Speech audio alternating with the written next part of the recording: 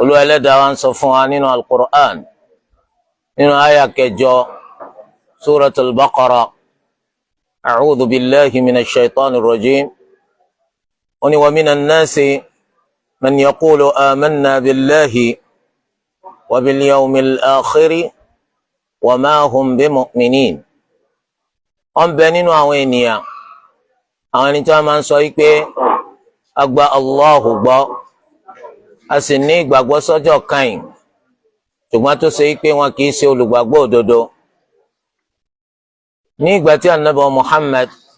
sallallahu alayhi wa sallam tí wọ́n ṣe hijira kúrò ní Mẹ́kà wá sí al-Madina, ìgbà yìí òun náà ni àsìkò tí ìwà mùnáfìkì kọ́kọ́ fojú hàn. Ní Mẹ́kà kò sí nǹkan kan tí ń jẹ́ mùnáfìkì nínú kéèyàn jẹ́ pé èèyàn gbàgbọ́ àbí kéèyàn sì jẹ́ aláìgbàgbọ́. Ìṣẹ̀lẹ̀ tó sì ṣẹlẹ̀ Mẹ́kà òun náà ni pé àwọn mùsùlùmí wọ́n lẹ àwọn mùsùlùmí, kò sẹ́nìkan nínú wọn tó láyà láti jáde síta gbangba sí àfihàn pòǹgbà Islam, nítorí pé tẹ́nìkan bá dán wò ó fẹ́ fira rẹ̀ fún ìyàjẹ́ ni. Kódà ó ṣeéṣe kó jẹ́ pé ìyà tí ó jẹ ó lè mẹ́mìí rẹ̀ lọ. Ní ló fà á ó fi jẹ́ pé àwọn mùsùlùmí àkọ́kọ́ ńṣe ni wọ́n máa gọ sílé Arqam ibn Abi Arqam. Ibẹ̀ ni wọ́n ti máa ṣe ìjọsìn wọn ní bòńkẹ́lẹ́. Kò sẹ́nìkan tí lè fira rẹ̀ hàn síta pé mùsùlùmí lòun. Lẹ́yìn ìgbà tí Ànábì Muhammad sallallahu alayhi wa sallam tí wọ́n bẹ Allah pípẹ́ ni tí ìwọ Olúwa Ẹlẹ́dàá wa bá nífẹ̀ẹ́ sí jù nínú Umar ibn al-Khattab àti Amr ibn Hisham, eléyìí tá a mọ̀ sí Abu Jahal, ẹni tí ìwọ Olúwa Ẹlẹ́dàá wa bá nífẹ̀ẹ́ sí jù nínú àwọn méjèèjì jọ gba Islam. Olúwa ó jẹ́ kí Umar ibn al-Khattab radiyallahu anhu kó gba Islam. Umar wa mórí lé ayé ibi tí àwọn mùsùlùmí tí wọ́n máa forí pamọ́ sí láti lọ kéde Islam rẹ̀. Nígbà tí àwọn mùsùlùmí rí pé nìkan kan lẹ̀kùn, wọ́n á yọjú wò látara àwọn àlàfo tí ń bẹ lára lẹ̀kùn. Wọ́n rí pé Umar ibn al-Khattab ni. Ẹ̀rù bá wọn. Hamza ibn Abdul Muttalib tọ́jọ́ máa ya bàbá Nabi wa Muhammad sallallahu alayhi wa sallam, òun náà ti síwájú gba Islam ìjọ mẹ́ta kó tó dijọ́ yìí. Òun á bi àwọn mùsùlùmí léèrè pé kí ni nǹkan náà tó kó yín láyé òkè látàrí pé yọjú wo àlàfo ara lẹ̀kùn, kí lẹ rí tó bá yín lẹ́rù? Wọ́n ní Umar ibn al-Khattab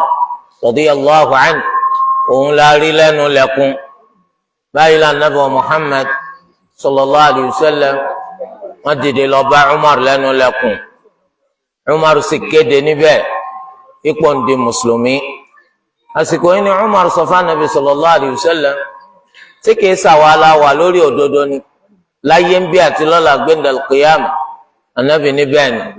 kí ló wá dé tá a máa farasin kó síbí,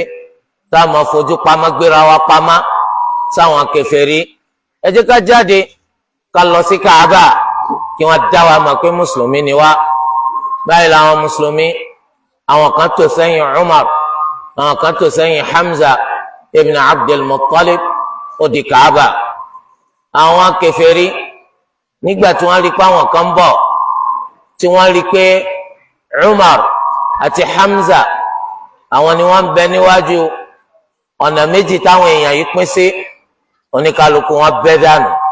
Torí pé kò sẹ́nìkan tí wọ́n lè fojú di nínú Umar ibn al-Khattab tàbí Hamza ibn Abdul Muttalib. Eléyìí mú kí àwọn mùsùlùmí nígbà àkọ́kọ́ wọ́n lè kóra wọn wá sí ìtòsí Kaaba láti máa ṣèjọ́sìn wọn níbẹ̀. Ṣùgbọ́n síbẹ̀síbẹ̀ mélòó lẹni tó gba Islam ní Mẹ́kà? Wọ́n kéré púpọ̀, wọ́n kéré jọjọ lẹ́gbẹ̀ẹ́ iye èèyàn tó jẹ́ kèfèrí. Ní ìgbà tí Ànábì sallallahu alayhi wa sallam tí wọ́n ṣe hijira lọ sí al-Madina, ó fẹ́ má sí ilé kan ní al-Madina táwọn ará abẹ ò tí ì gba islam gbogbo oníkálukú gba islam pàápàá jùlọ Mus'ab ibn Umair radiyallahu anhu tó jẹ́ aṣojú anabi sallallahu alayhi wa sallam ní al-Madina ó ti lọ́gun ẹ̀sìn islam ó sì ti rí tàka débi pé gbogbo oníkálukú tó lórí tẹlẹmù wa wọ́n ti fẹ́ wọ ẹ̀sìn islam tán pátá kó tó di pa anabi wa Muhammad sallallahu alayhi wa sallam ó dé al-Madina. Nígbà tí ó kú dẹ̀dẹ̀ tánàbí ń bọ̀ wá sí Madina ṣáájú kó tó di pé wọ́n mọ̀ pé ànábì ó wá sí Madina, àwọn ẹ̀yà méjì làwọn ẹ̀yà tí ń bẹ ní al-Madina nínú àwọn Lárúbáwá. Ọ̀kan nínú àwọn méjèèjì à ń pè wọ́n ní al-Khazraj, àwọn ìkejì à ń pè wọ́n ní Aus. Al-Khazraj àwọn lẹ̀yà tó pọ̀ jù léèyàn, al-Aus àwọn kéré ló ń kà sáwọn al-Khazraj, ṣùgbọ́n àti al-Aus àti al-Khazraj ẹnu ìkíní kejì ẹ̀yà méjèèjì yìí kò lórí ipá àwọn fẹ́ fi Abdullah ibn Ubay ibn Salul àwọn fẹ́ fi jọba lórí àwọn. Ìṣẹ̀mí táwọn Lárúbáwá ń ṣẹ̀mí láyé jọ́un ìṣẹ̀mí kò só lórí ni, ìṣẹ̀mí kò sálákòóso ni, ìṣẹ̀mí ayé ojú dúdú ni. Ṣùgbọ́n ọ̀làjú ó ti bẹ̀rẹ̀ sí ní rọ́nà jókòó sáwùjọ wọn. Eléyìí mú kí àwọn ará al-Madina kẹnu wọn kò lórí pé àwọn fẹ́ fi Abdullah ibn Ubay ibn Salul àwọn fẹ́ fi jọba lórí àwọn. Ìpalẹ̀mọ́ bí wọ́n ti ṣe mú jọba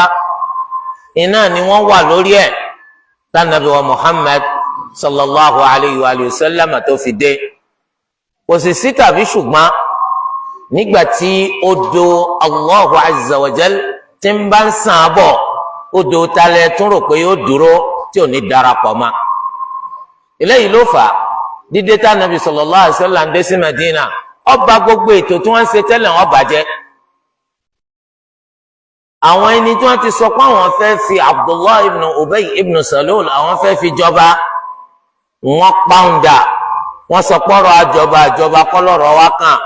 bí gbogbo owó ti ṣe jẹ́ ọmọ lẹ́yìn lódodo fanabi Muhammad sallallahu alayhi wa alihi wa sallam. Tó bá jẹ́ wọ́n náà ni ládùúgbò yín wọn láwọn fẹ́ fi ọjẹ baálẹ̀, ẹ wá ń bẹ lórí ìpalẹ̀mọ́, ẹni tí ń ra màálù tí ń ra màálù, ẹni tí sì ń gbìyànjú láti má sọ, àwọn náà ti lọ sí gbági wọn ti ń lọ má sọ lóríṣiríṣi. Àyípadà ńlá kan bá dé wà àdúgbò, wọn á sọ pé àdúgbò wa yóò tiẹ̀ kó ládùúgbò lásán, ìjọba àpapọ̀ wọ́n ń gbèrò láti sọ àdúgbò wa di ìpínlẹ̀ tí ó dádúró tiẹ̀. Ẹ dákun sọ̀rọ̀ pa fẹ́ yan baálẹ̀ lọ́kàn ni àbí ibùgbé tá a wà fún gómìnà tuntun? Ibùgbé tá a wà fún gómìnà tuntun iná ló kù tá a máa palẹ̀ rẹ̀ má. Baálẹ̀ kọ̀, baálẹ̀ nì, dákun wá bí kan jókòó, ọ̀rọ̀ baálẹ̀ là ń sọ nísìn. Bẹ́ẹ̀ ni nígbà tá Nabi Muhammad sallallahu alayhi wa sallam tó dé sí al-Madina tó di wípé ìṣàkóso ẹ̀sìn Islam ti gbogbo àgbáláyé ó ti wà Madina báyìí, táà ní sọ̀rọ̀ ọba táà ń lọ bá jẹkúrẹ́dí, kò sí nǹkan tá a fẹ́ fi ṣe. Gbogbo àwọn ẹni tó ti wà lẹ́yìn Abdullah ibn Ubay ibn Salul tó láwọn fẹ́ fi jọba, kálukú dákú lẹ́yìn rẹ̀ ọjọ́ yìí Ànábì wa Muhammad sallallahu alayhi wa sallam. Tó bá jẹ́ wọn náà ni yóò dùn àbí ò ní dùn ọ́? Yóò dùn ọ́. Ṣé ti aṣọ tá a ti mú ni ká sọ ni? Àbí tí àwọn màálù tá a so mọ́lẹ̀? Àbí tí àwọn tẹ́ǹtì tá a ti gbà? Ẹ sọ pé ẹ fi wá jọba mọ́. Ṣé yóò wá lọ bẹ́ẹ̀ ní rọ̀wọ́rọ̀sẹ̀? Tọ́ nígbà tí ó sì ti ṣẹlẹ̀ pé gbogbo al-Madina gbogbo wọn ti di mùsùlùmí, ó dájú sáká pé tẹ́nìkan bá lòun ò ní fi tà Nabi Muhammad sallallahu alayhi wa sallam òun ò ní fi ṣe, ó dájú kó nítàn yóò dìtàn. Onítàn yóò dìtàn. Eléyìí ló fà Abdullah ibn Ubay àtàwọn munafiki tí wọ́n bẹ pẹ̀lú rẹ̀, àwọn náà darapọ̀ mọ́ Nabi sallallahu alayhi wa sallam, wọ́n làwọn gba Islam lójú ayé ṣùgbọ́n kò dénú. Kí ni wọn bá tún ṣe? Olórí ibú ò ní ṣaláìṣèṣe olórí ibú, torí pé tí wọ́n bá sọ pé àwọn gba Islam tọkàntọkàn ó túmọ̀ sí pé gbogbo nǹkan tán ti nípalẹ̀mọ́ rẹ̀ tẹ́lẹ̀ eléyìí tí ń bá àwọn nínú jẹun ìbànújẹ́ ti kúrò lọ́rọ̀ wọn ṣùgbọ́n ìbànújẹ́ yẹn kúrò lọ́rọ̀ wọn wọ́n fara pamọ́ wọ́n pera wọn ní mùsùlùmí wọ́n darapọ̀ mọ́ àwọn mùsùlùmí tọ́ba láwọn mùsùlùmí dà àwọn náà sọ pé àwọn ni ṣùgbọ́n gbà tó ṣe pé lódodo títí dọ́kàn wọn gba Islam kèfèrí ni wọ́n ń bẹ pẹ̀lú àwọn kèfèrí lójú méjèèjì wọn ò sí pẹ̀lú àwọn mùsùlùmí rárá ìdí inú tó ló wá fi sọ pé wa minan nasi man yaqulu amanna billahi wa bil yawmil akhiri wa ma hum bimu'minin wọ́n ń bẹ nínú àwọn ènìyàn àwọn ẹni tí wọ́n máa ń sọ pé a gba Allahu gbọ́ a sì gbọ́jọ́ kan gbọ́ ṣùgbọ́n wọn ò gbàgbọ́ rárá ṣe mọ̀ yín pé nǹkan tó hàn sáwà lásán la lè mà nǹkan tó pamọ́ kò sẹ́nìkan tó mọ̀ nínú wa tẹ́nìkan bá yọjú sí wa ní ìsìn tó ní mùsùlùmí lọ á ní bá jiyàn á sọ pé mùsùlùmí ni pàápàá jùlọ àwọn nǹkan tá à ń ṣe nínú Islam òun náà ń bá wa ṣe gbogbo ibi tí wọ́n fẹ́ kí wọ́n bá mùsùlùmí à ń bọ̀ náà níbẹ̀ ibi tá a fẹ́ ká bá mùsùlùmí à bọ̀ náà níbẹ̀ kí la fẹ́ fi sọ wípé kìí ṣe mùsùlùmí tontọ́ hàn làwa lè mà àwọn ọ̀ma ń tọpamọ́ torí ẹ̀ ló ṣe jẹ́ pé gbogbo ẹni tí bá ń parọ́ sọ pé òun máa ń tọpamọ́ ọkàn ń parọ́ lásán ni ó sì ṣeé ṣe kọjá pọ́ wà láwùjọ bí tọpọlọ àwọn yẹn ti tutù torí tọpọlọ bá tutù gbogbo ọ̀rọ̀ lọpọlọ máa gbà wọlé ẹnìkan á sọ fún wa ní ìsìnkú òun máa ń tọpamọ́ kò sí tàbí ṣùgbọ́n wípé kó tó di pa túkàmbì àṣírí rẹ̀ ó tù nítorí pé kò sẹ́ni tó máa ń tọpamọ́ Allahu azza wa jal onìkan ló máa ń tọpamọ́ qul la ya'lamu man fi as-samawati wal ardi al-ghayba illa Allah sọ fún wa ìrẹ́ anabi Muhammad sallallahu alayhi wa sallam pé gbogbo ẹ̀dá tí ń bẹnu sánmà méjèèje àti ilẹ̀ méjèèje kò sí ìtọ́ máa ń tọpamọ́ nínú àyàfi Allah ẹnìkan bá sọ fún wa pé mùsùlùmí lọ á sì rí pé ń ṣèṣe mùsùlùmí náà ọ̀rọ̀ pé ṣe mùsùlùmí ó túmọ̀ sí pọ̀ máa ń tọpamọ́ nù táwọn ní bàbá ńlá kù tiẹ̀ tí wọ́n fi máa ń tọpamọ́ ẹnìkankan nínú wa nísìn kọ̀mọ́ tó lè ṣẹlẹ̀ lẹ́yìn ọ̀rọ̀ tá à ń sọ lọ́wọ́lọ́wọ́ yìí sóhun àbí sẹ́lòmíì Olúwa Ẹlẹ́dàá nìkan ló mọ̀ torí de eléyìí ni ló ṣe jẹ́ pé gbogbo bí táwọn mùsùlùmí bá wà láyé irọ́ kì í ráyè jókòó níbẹ̀ ẹnìkan ò sí tó ṣe pé ìyá ọmọ tú àwọn èèyàn jẹ bí ẹni tú àgbàdo jẹ tí ọmọ á sọ pé máa wá yẹ̀wò lọ́dọ̀ mi èmi máa ń tọpamọ́ kí ni nǹkan tọpamọ́ tí wọ́n mọ̀ ọmọ dò Olúwa Ẹlẹ́dàá nìkan ló máa ń tọpamọ́ akramakumullah tó bá ṣe pa Ànábì sallallahu alayhi wa sallam kò máa ń tọpamọ́ àyàfi tó lù wá bá fi mà gbọ́ wàhálà wa kpóróntù làwọn ti fẹ́ sọ pé àmọ́ ń tọpamọ́ Ànábì sallallahu alayhi wa sallam wọ́n parọ́ zina máyàwó rẹ̀ Aisha radiyallahu anha wọ́n sì sọ̀sù kan gbáko wọn ò mọ òkodoro kí ní sòótọ́ láàrin ó ṣe zina ni àbí kò ṣe zina kótó di kólú Ẹlẹ́dàá wa sọ bọ́rọ̀ ti ṣe jẹ́ fanabi sallallahu alayhi wa sallam wọ́n lọ wọ́n dúró níbì kan káwọn fẹ́ sinmi káwọn tó tẹ̀síwájú pẹ̀lú ìrìn àjò àwọn Ànábì sallallahu alayhi wa sallam ni kí wọ́n gbéra kí wọ́n máa lọ ìní Àìṣà sọ wípé kí ní iyùn ọrùn ohun orí wọ́n bẹ̀rẹ̀ sí ní wá títí tó fi di pa alfajari yọ wọn ò rómi Ànábì sallallahu alaihi wasallam ń pa wọn láṣẹ kí wọ́n ṣe tayammum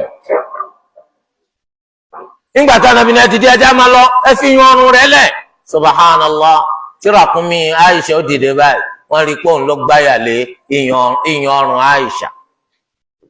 tánàbí bá máa ń tọpa àmọ́ sí òní sọ pé ọ̀rọ̀ àkúnmí dìde lọ sọ pé kó dìde náà sójà rè ọ̀rọ̀ àkúnmí lọ fẹ́ dá wa dúró gbé wa ni wọ́n ṣe máa ń tọpa àmọ́ wọ́n ń tanra wọn jẹ wọn àtẹ́lẹwọ́ ló ń lò omi ló ń lò ìràwọ̀ ló ń wò òpùrọ́ lásán ọ̀dára rẹ̀ mọ́ ó ló ń dá tọpa àmọ́ ó ló ń dá àmọ́ tó ponu rẹ̀ bá sì jáde ńlé láàrin ìṣẹ́jú márùn tó bá dé ọmọ bíyà ó pété lọ́wọ́ mi wá èsè lọ béèrè lọ́dọ̀ sàn kó sọ ẹni tó wọ wá tẹ̀mí kí CCTV gan ó tún gbọ́n jùlọ torí tá a bá rìváìsì òun sọ fún wa pé ntọ́ wá ní tọ́rọ̀ ti kálẹ̀ tí àwọn bá wa sọ fún pé ọkọ mi kí ni tọ́ wà ń kọ̀rọ̀ yàrá ẹbí léèrè ọ̀fẹ́ máa mú mi ṣeré ni ìmú yín ṣeré bẹ́ẹ̀ ṣe máa wo kádàrá àwọn èèyàn tọdún mẹ́wàá ẹ wo ń tọ́sẹ̀lẹ̀ ń ṣẹ́jú márùn ó lè ti torí rẹ̀ kọ̀yàwó lẹ̀ ó níyàwó ó ń fọpọlọ òun ṣeré ìwọ́n sì ń fi taráyé ṣeré kò sẹ́ni tó máa ń tọ́pa máa fi Allah tẹ́nìkan bá jẹ́ pọ́ máa ń tọ́pa máa ni ó ń lórí ọba pọ̀ jù lọ́wọ́ rẹ̀ aburú kan ìbá sì ti ṣe ṣùgbọ́n gbà tó ṣe pé gbogbo wa sàwáwù ni wa olódo ni wa nípa ń tọ́pa máa àmọ́ ń tọ́pa máa àwọn kan máa sánà kí dáadọ́ ṣẹlẹ̀ sí wa ni a sì máa ṣọ́ra fún káìdọ́ ṣẹlẹ̀ sí wa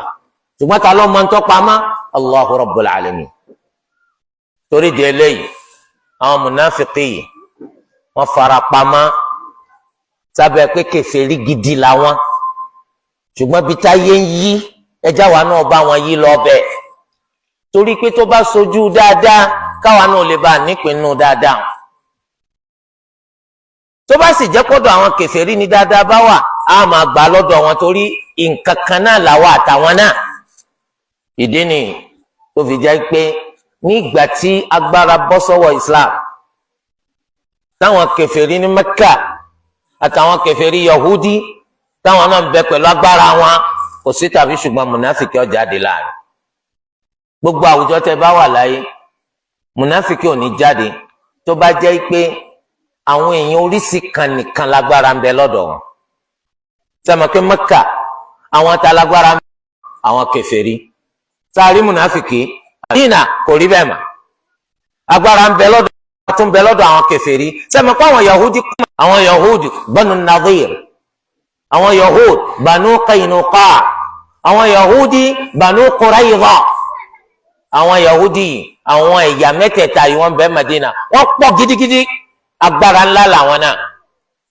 láàrin agbára Islam àtagbára tàwọn kèfèrí mùnáfìkì ó jáde láàrin gbogbo àwùjọ tẹ́ bá wà bẹ́ẹ̀ láyé tí àwọn alágbára méjì bá ti wà mùnáfìkì ó jáde láàrin wọn àmọ́ tó bá kọ́wọ́ ẹnìkan ṣoṣo lágbára bá wà mùnáfìkì kì í sábà jáde torí ẹ̀ mùnáfìkì òun ni àfẹ̀jẹ̀ sínú máa tutọ́ funfun jáde mùnáfìkì oníṣekúṣẹyẹ àjàù yóò máa fi hàn yín pé òun bẹ pẹ̀lú yín yóò tún fi hàn àwọn ọ̀tá yín pé òun bẹ pẹ̀lú wọn mùnáfìkì ni olùjòdìjẹsọ òun la lágàbàǹgebè mùnáfìkì òun náà ni olójú méjì tẹ́pẹ́ ojú tí ẹ̀yin ń fẹ́ ni ó gbé wá bá yín ojú táwọn ẹlòmíràn ń fẹ́ ni ó gbé wá bá wọn náà mùnáfìkì náà ni Yorùbá ni wọ́n ń pàṣà màmá wípé sọ̀tún sòsì àwọn onímọ̀ bàbí kan jẹ́ ṣùgbọ́n túmọ̀ rẹ̀ ni pé sọ̀tún sòsì bà méjèèjì jẹ́ torí méjèèjì náà padà bàjẹ́ so àwọn mùnáfìkì nù mùnáfìkì èèyàn kò lè jẹ́ èèyàn gidi láwùjọ èèyàn nítorí pé ojú tó wá gbé bẹ́yìn ọ̀tọ̀ ojú tó wá gbé báwọn tí ọ̀tọ̀ ó ṣeéṣe káṣírí yín àṣírí rẹ̀ tí ń bẹ lọ́dọ̀ yín kẹ́yìn ó tú fáwọn kejì àwọn kejì náà tú tiẹ̀ wọ́n tuntun fẹ́yìn náà yóò wá hàn sí kìíní kejì yín pé ọkùnrin yẹn obìnrin yẹn kìí ṣèyàn gidi yóò padà bà méjèèjì jẹ́ náà ni ìwà múnáfìkì ó ti dé ọjọ́ ti pẹ́ ìwà burúkú ni àìsàn ni tó ṣe pé gbogbo ẹni tó bá mú ní ọkàn rẹ̀ yóò padà tú ọkàn ká ni ọkàn múnáfìkì ò lè bẹ lálàáfíà bẹ́ẹ̀ ni ìwà múnáfìkì tẹ́rí yìí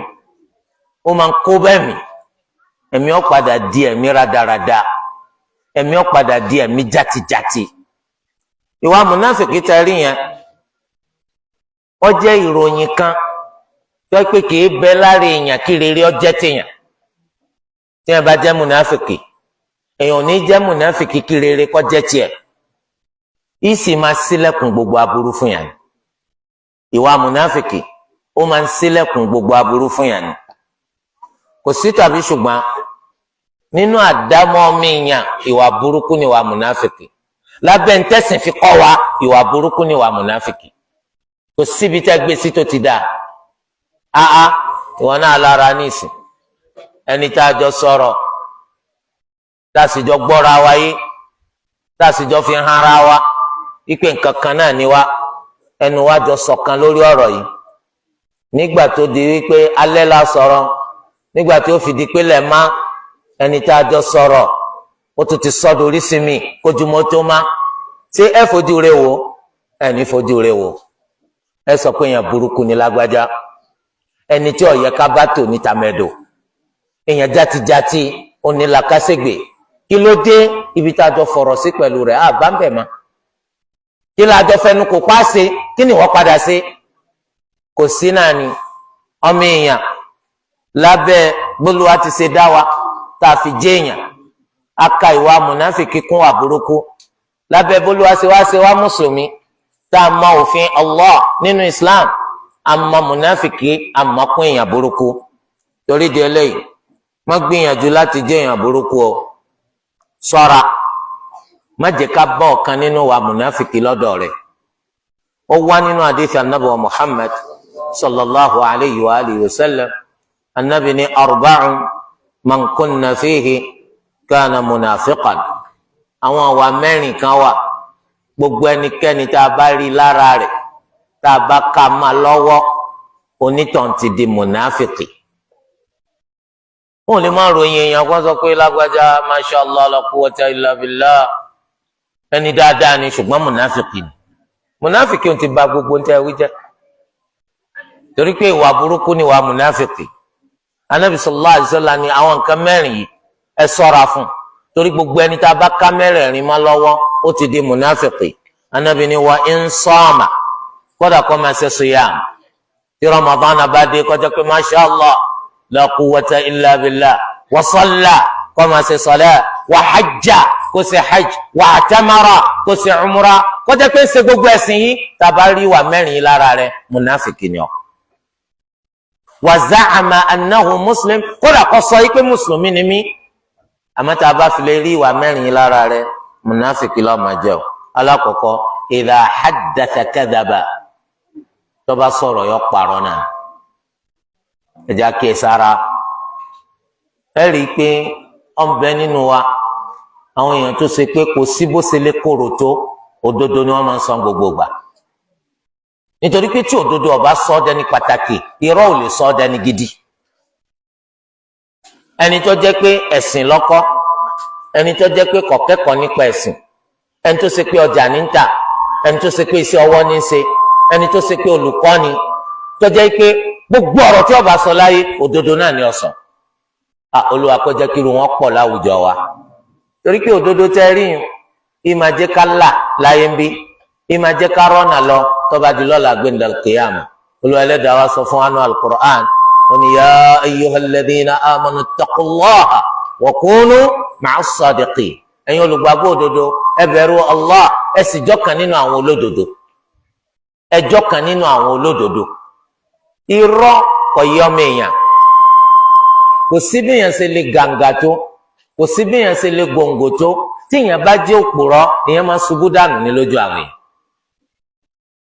tí èèyàn bá wà ń kó bàbá àmọ́ òpùrọ́ ni yóò ṣubú dànù bí ọmọ tí èèyàn bá jẹ́ ọ̀gá tí èèyàn bá jẹ́ òpùrọ́ yóò ṣubú dànù bí ọmọ ọ̀dọ̀ tí èèyàn bá jẹ́ olùkọ́ tí èèyàn bá jẹ́ òpùrọ́ èèyàn yóò ṣubú dànù bí akẹ́kọ̀ọ́ tí èèyàn bá jẹ́ baálé ilé àmọ́ tó jókòrọ́ wàláhì kò sẹ́ni tí ó kà kún gbogbo agboolé òdodo pàtàkì jama ó pàtàkì ká máa sọ òdodo lónìí irọ́ ó ti gbogbo sẹ́nu àwọn èèyàn wọ́n sọ pé wọn ká òdodo mọ́ ọ lẹ́nu rí ó túmọ̀ sí pé òpùrọ́ paraku ni ọ́ ẹ gbọ́ ròyìn Ànábì Muhammad sallallahu alayhi wa sallam wọ́n máa ń ròyìn rẹ̀ pé as-sadiqu al-amin olódodo ẹni ìfọkàntán àwọn lárúbá tí wọ́n sọ pé má jarrabna alayhi kadhiba àka irọ́ ma lẹ́nu rí wàláyé ọ̀gá púpọ̀ àka irọ́ ma lẹ́nu rí ìwọ ńkọ́ sá kódodo mọ́ lẹ́nu rí nǹkan yẹn apá àbúbá ni ibi tí Ànábì lọ ọ̀tọ̀ ibi tí wọ́n lọ ọ̀tọ̀ àka òdodo mọ́ lẹ́nu rí òpùrọ́ burúkú torí ẹ̀rí tí ẹlòmíràn mọ̀ sọ pé diplomacy làwọn ń ṣe diplomacy òpùrọ́ burúkú diplomacy kọ́ temperamacy ni nítorí pé òdodo tẹ́ rí ó lè korò ṣùgbọ́n orí tó wà ń bẹ ọ̀pọ̀ ẹ̀rí pé wọ́n ní olódodo lẹ́nu tọ́ba pẹ́ tọ́ba yá ìwọ ló padà jẹ́ ní pàtàkì láwùjọ mìíràn ẹni tí ń parọ́ ọ̀rọ̀ rẹ̀ ọ̀rọ̀ ọdẹ afífìlà pérín ni tó ṣe pé ọjọ́ kan ṣoṣo ni ó fi níyì mà lẹ́yìn rẹ̀ ẹtí àtàbùkù ni torí òdodo pàtàkì jàmá òdodo pàtàkì kódà kó ṣe pé òdodo yín ìwọ gan lọ́tàkù mọ̀lẹ́bí rẹ̀ lọ́tàkù kọ́ sọ òun ló pé ọjọ́ ẹ sì rí i pé nínú ọ̀pọ̀lọpọ̀ àdìsí Ànábì wa Muhammad sallallahu alayhi wa sallam Ànábì ń ṣe wá lójú kòkòrò ká máa sọ òdodo ó ní alaykum bis-sidq òdodo ní ká ẹ máa sọ fa inna as-sidqa yahdi ila al-birr torí pé òdodo ó máa ń fi ní mànà lọ sí di dáadáa ṣíṣe wa inna al-birra yahdi ila al-janna dáadáa ṣíṣe a sì máa fi ní mànà lọ sí al-janna wala yazalu ar-rajulu yasduqu wa yataharra as-sidqa hatta yuktaba 'inda Allahi siddiqa èèyàn ní yóò sọ òdodo kó sì máa gbìyànjú àti rí pé òdodo náà ní sọ títí tí wọ́n fi pàkọ́ọ́lẹ̀ rẹ̀ lọ́dọ̀ Allah kó lódodo ní lágbájá Olúwa dákun ṣe bẹ́ẹ̀ fún wa. ó ní wa iyyakum wal-kadhib ẹ ṣọ́ra fúnrọ́ fa inna al-kadhiba yahdi ila al-fujur torí pé irọ́ ó máa ń darí ẹni lọ sí di ká máa hùwà ẹ̀ṣẹ̀ ni wa inna al-fujura yahdi ila an-nar bẹ́ẹ̀ sì ni ìwà ẹ̀ṣẹ̀ yóò padà darí ẹni lọ sí di àti wọná ni wala yazalu ar-rajulu yakdhibu ويتحرى الكذب حتى يكتب عند الله كذابا èèyàn sì ní yé parọ́ kó sì máa gbìyànjú gbogbo ìgbà láti rí pé irọ́ ló ń pa títí tí wọ́n fi pàkọ́ọ́lẹ̀ rẹ̀ lọ́dọ̀ Allah kó purọ́ ní lágbájá. torí ẹ̀ táwa bá ń sọ òdodo tá à ń sì ń gbìyànjú láti rí pé òdodo là ń sọ á tàtàrà rẹ̀ bẹ́ẹ̀ kó òdodo sísọ á kóran ìyàwó wa á kóran ọmọ wa á kóran ọkọ wa nítorí pé ọkọ lè lapa lára ìyàwó ìyàwó náà lè lapa lára ọkọ ẹ̀mẹ́jì àjọ já sí pé ìgbésí ayé rọ́ làwa ń ṣe òpùrọ́ burúkú ni wa tí ó fi débi pé àwa gangan la fi rọ́lé ọmọ wa lẹ́nu nígbà tẹ́nìkan wá ó ní ṣé dádì rẹ̀ wà lé ọmọ ni wọ́n wà lé bàbá sì lọ ọmọ wọn ránkù sọ pé ǹsìn lé wọn ni kí n sọ pé àwọn ǹsìn lé sọ ìmọ̀ kọ́ ma sí wà lórí òdodo báyìí ẹ̀yin bá tún rọ́ ọmọ mú pé no ọ sọ yìí pé ń kó òsín lé ọ̀dà sọ ìmọ̀ pé wọ́n ní kí n sọ pé àwọn òsín lé ọmọ wà lórí òdodo ẹ̀yin wá nínú irọ́ là pa kó òsín lé sọ́njọ́ tó ọmọ bá wá di pé irọ́ ọmọ lẹ́nu ọmọ létè ẹ̀yin gan alárọ̀ gbà torí pé ẹ̀kọ́ tẹ ẹ̀kọ́ tó bá bẹ̀rẹ̀ sí ní lò ẹ̀yin gan sà ẹ̀ ní ríbi sá lọ torí ẹ jẹ́ ká máa sọ òdodo táwa bá ti ń sọ òdodo ńlọmọ kọ lẹ́nu wa gbogbo ẹni tí ń bá ń bá wa ṣe tí ò bá ti ní sọ òdodo yóò jìnà sí wa àwa náà nísinmi torí pé kí ni tí mo kọ́ rẹ̀ yìí jọ mo kọ́ rẹ̀ iná jọ mo kọ́ rẹ̀ iná jọ gbogbo wọn ni virus aburú ni wọ́n ń kọ́ mi ìbàjẹ́ ni wọ́n fi ń mà mí àǹfààní wo mo fẹ́ sọ pé mò ń ṣe lára wọn àwọn ọ̀rẹ́ burúkú nù tánàbí fi wọ́n wé alágbẹ̀dẹ tí ń fi ẹ̀wìrì tó ṣe pé tí ọba fi iná jó wa lásán á gbóòórùn burúkú lọ́dọ̀ rẹ̀ èyí sì kú lágbẹ̀dẹ kóòrùn òórùn lọ́fíńdà gbogbo ẹni tó bá ti rí ọ lẹ́yìn ìgbà tó kú lágbẹ̀dẹ gbogbo wọn náà sọ fún ọ pé àgbẹ̀dẹ lẹ ti ń bọ̀ ní bẹ́ẹ̀ ni yàtọ̀ sí ẹni tí ń bá ọ̀rẹ́ dáadáa rìn tánàbí fi ṣe àpèjúwe ẹni tí ń bá ẹni tí ń gbé lọ́fíńdà tí ń gbé ká tí ń bá rìn wọ́n ní tí ọba tà fún wa tí ó sì bùn wa á gbóòórùn tó dáa lọ́dọ̀ rẹ̀ torí di eléyìí òdodo dọ́wọ́ wa àwọn mùnáfìkì wọ́n ní tó bí ìwà mùnáfìkì gangan ni rọ́ ìpìlẹ̀ tó ṣe mùnáfìkì ni pòpùrọ́ ni torí pé ńgbà tí wọ́n bá sọ fún wa ní sí pé mùmínì lọ àmọ́ kèfèrí ni kí ni tún wá rẹ̀ pòpùrọ́ ni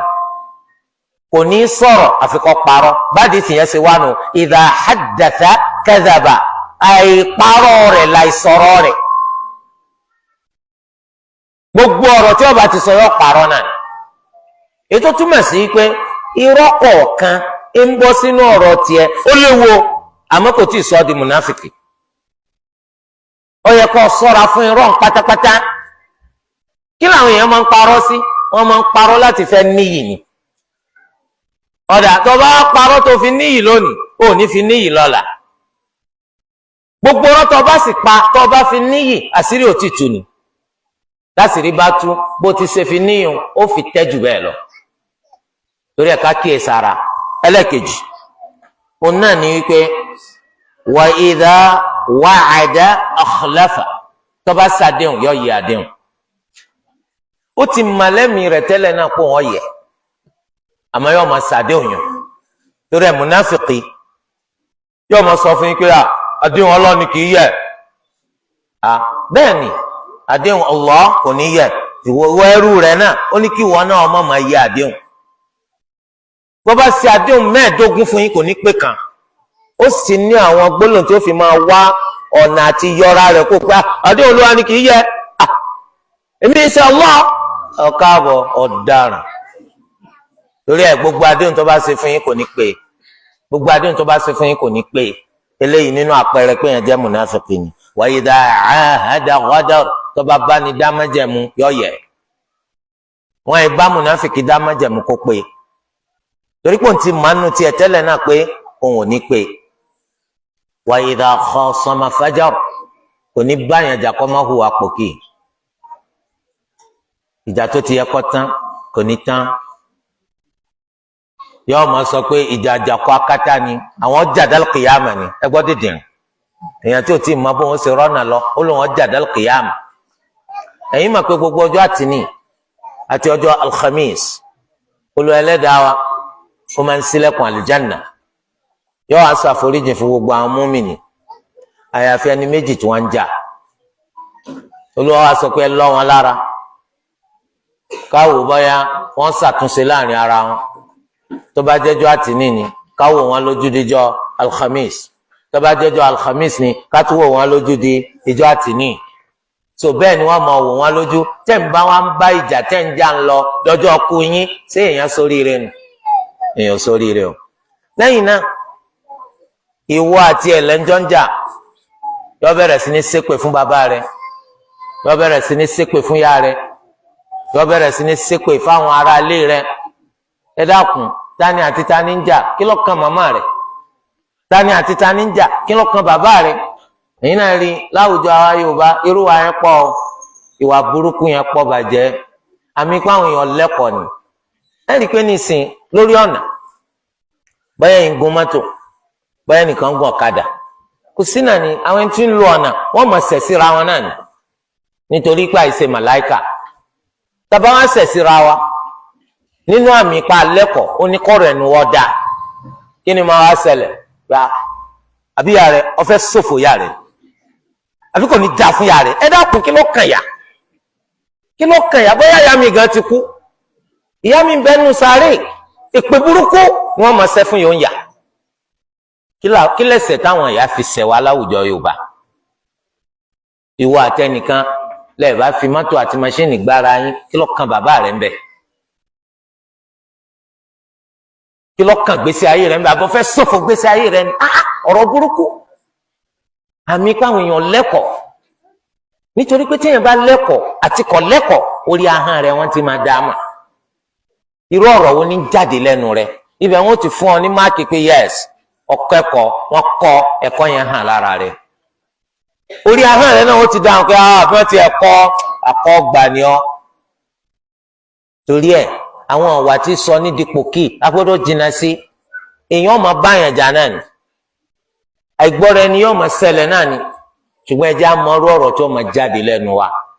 torí ká má lọ di munafiki. al-Imam al-Bukhari àti Muslim ló gba ẹgbàá wáyé wa. tọ́ al-Imam al-Hasan al-Basri wọ́n ní nínú nǹkan tí wọ́n kà kún jíjẹ́ munafiki òun náà ní kí kọ̀kọ̀ èèyàn kọ́ má ṣe dọ́gba pẹ̀lú gbangba rẹ̀ nítorí wà ń kọ̀kọ̀ rẹ̀ kò ṣe déédéé pẹ̀lú gbangba nígbà tó kù wa nìkan ọkọ̀ láti forí èèyàn kó fi gún àgùnmù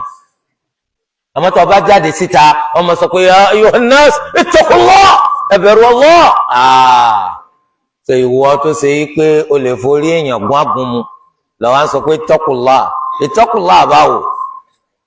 nígbà tó bá dé gbangba wọn sọ pé irú àwọn tó máa lé aláǹgbá káyún àwọn tó yẹ pé àwọn ológun òfò ìwọ náà ní kọ̀kọ̀ ilé kan ń bẹ tí wọ́n kọ́ pati lẹ́bàá ilé rẹ̀ wọ́n máa wọnú rẹ̀ ó sì máa pa àwọn aláǹgbá ìwọ náà ló sì ń bú àwọn tí ń pa aláǹgbá ó túmọ̀ sí pé kọ̀kọ̀ rẹ̀ ń kọ́ ọ̀tako gbangba rẹ̀ oníkàmọ́ falẹ̀ ní kọ̀kọ̀ rẹ̀ ń kọ́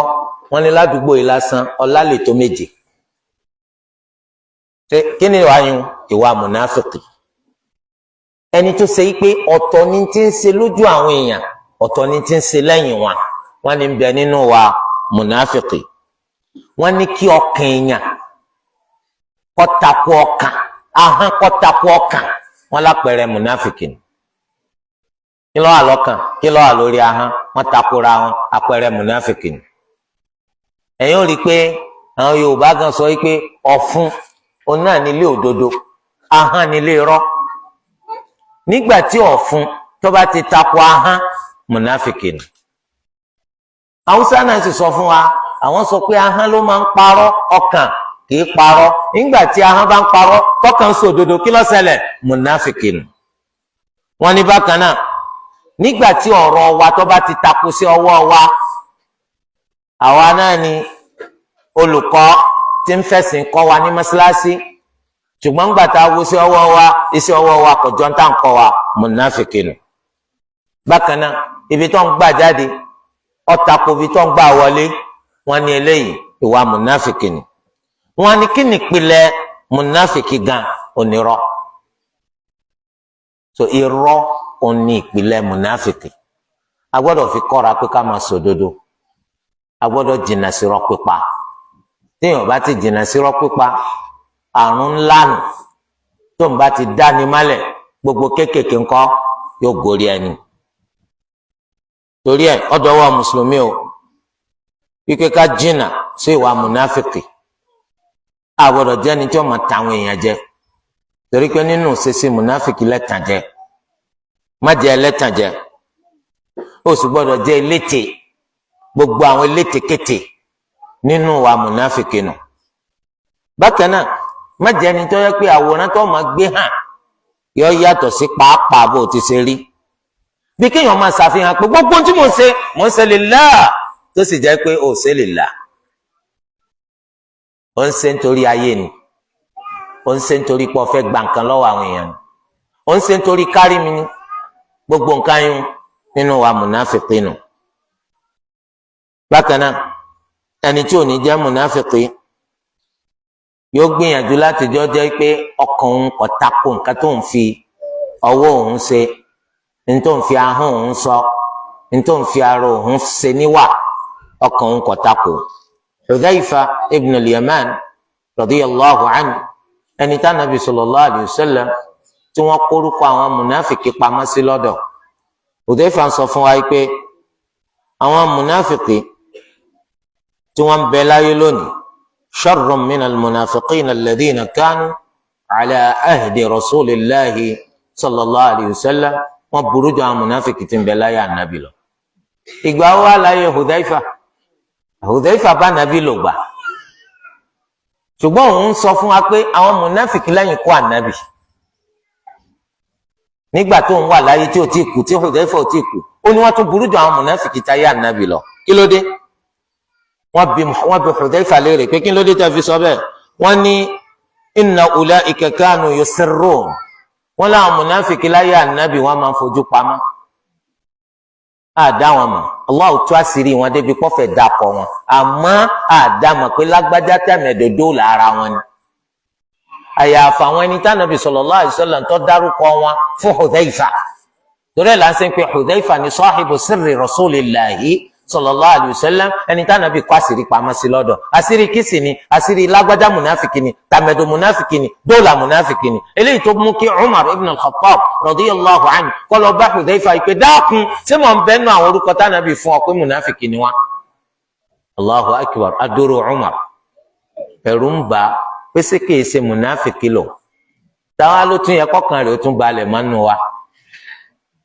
Hudayfa wá sọ fún pé ó sínú àwọn tá Ànábì pé mùnáfìkì àmọ́ lẹ́yìn rẹ̀ ẹnìkan ò tún ní bí mí léèrè má kí n dá lóhùn. Hudayfa yìí òní wá ń sọ fún wa pé àwọn mùnáfìkì lójú ayé Ànábì sallallahu alaihi wasallam wọ́n máa ń fara pamọ́ ni. Wa inna ha'ula'i yu'linun ṣùgbọ́n àwọn mùnáfìkì ti sin wọ́n máa gbéra hàn ni.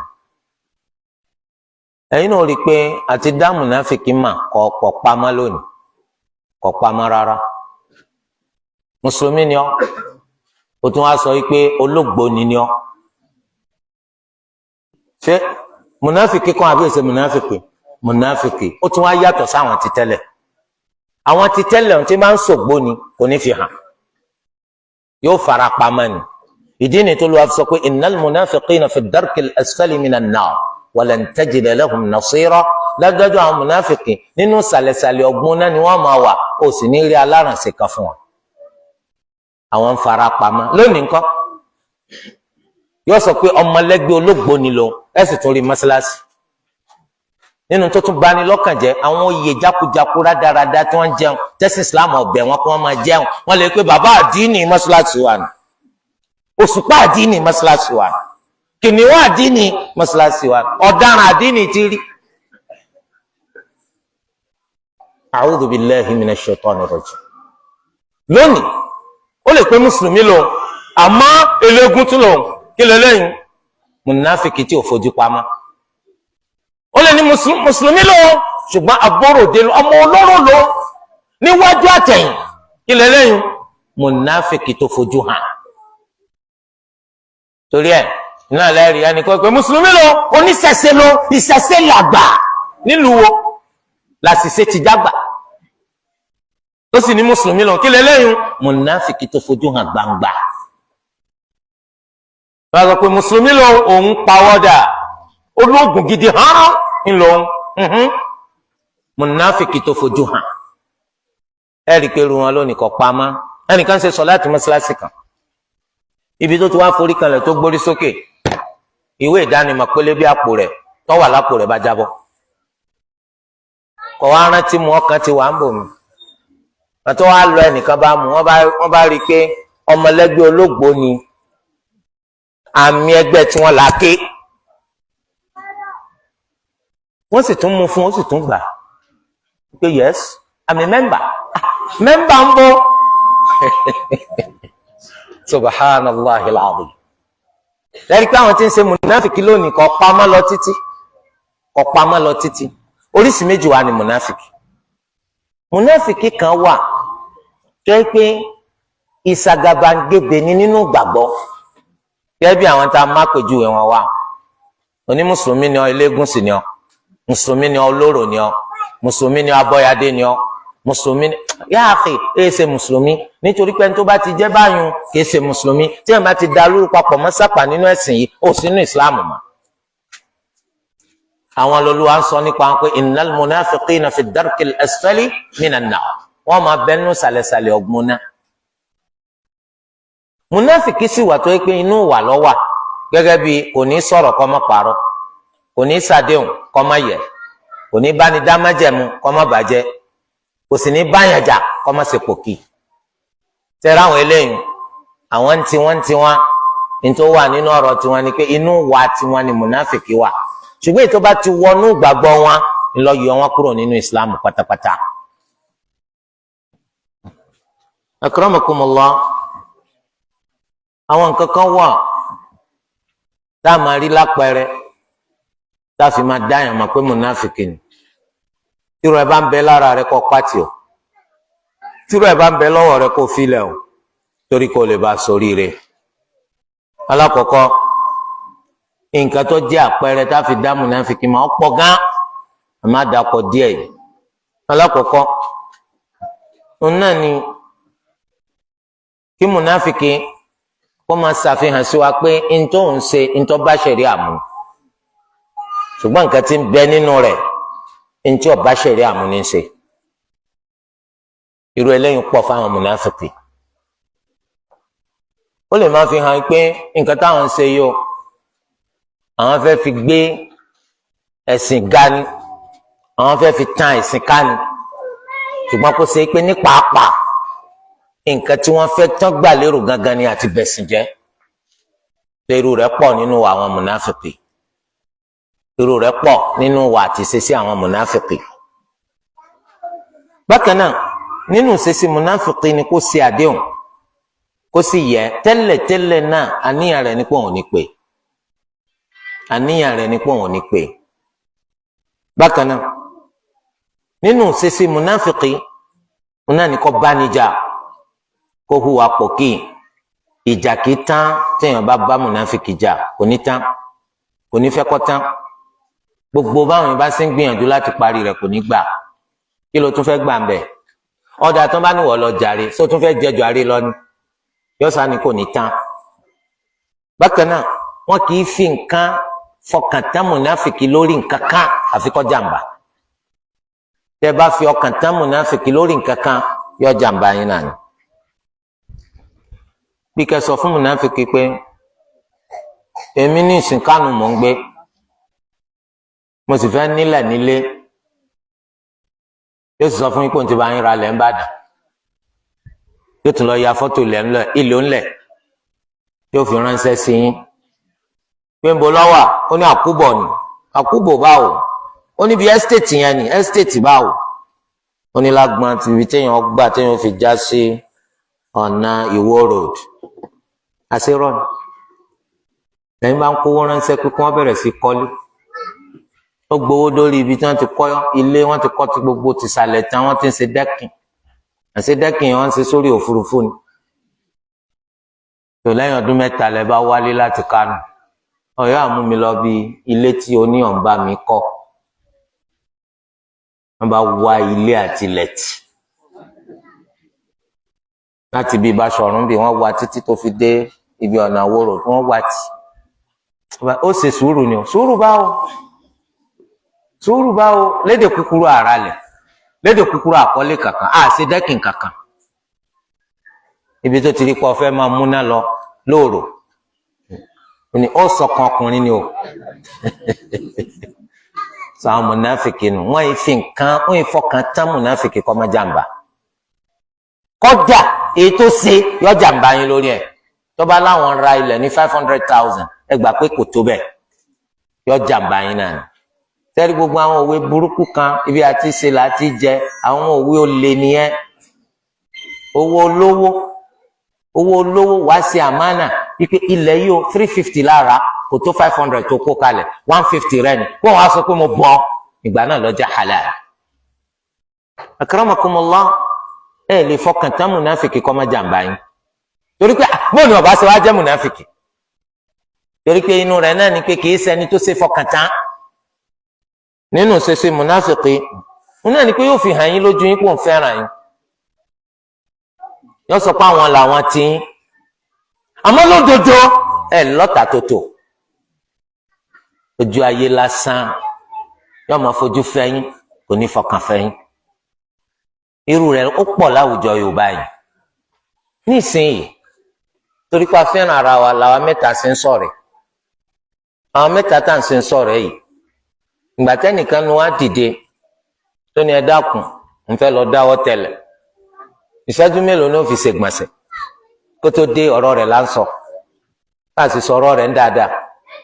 Sáwá fẹ́nu lóòótọ́ àfẹ́ múnáfìkì lásán. Irú rẹ̀ pọ̀ láwùjọ wa bàjẹ́. Kódà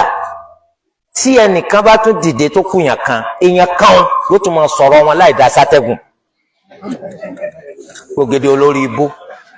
àwọn èèyàn burúkú, àwọn èèyàn rádaràda. Ẹ dákun, tí bá lọ fẹ́ràn ara wa ni,